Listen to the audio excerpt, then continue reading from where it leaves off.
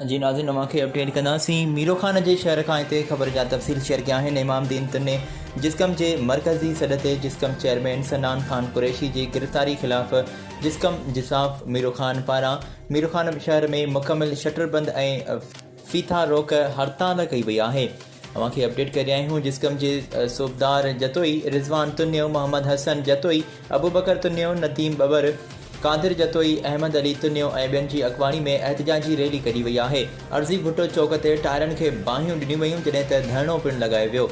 मुख़्तलिफ़ शहरनि खां ईंदड़ वेंदड़ ट्रैफ़िक मुअतल थी वई। जिसकम ऐं जिसाफ़ जे अॻवाणनि मीडिया सां ॻाल्हाईंदे चयो त सिंध हुकूमत मलिक रियाज़ जे इशारे ते असांजे चेयरमैन सन्नान खान ते कूड़ा केस दाख़िल करे गिरफ़्तार कयो आहे।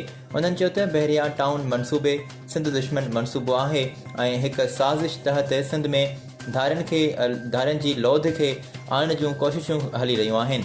हुननि मुतालबो कंदे चयो त सिंध जे अॾे पुट सन्नान खान कुरैशी खे जेकॾहिं आज़ादु न कयो वियो त सिंध हुकूमत ख़िलाफ़ सख़्तु एहतजाजी मुज़ाहिरो कयो वेंदो। अहिड़ी ख़बर जा तफ़सील शेयर कया आहिनि मीरो खान जे शहर खां इमाम दीन तुने।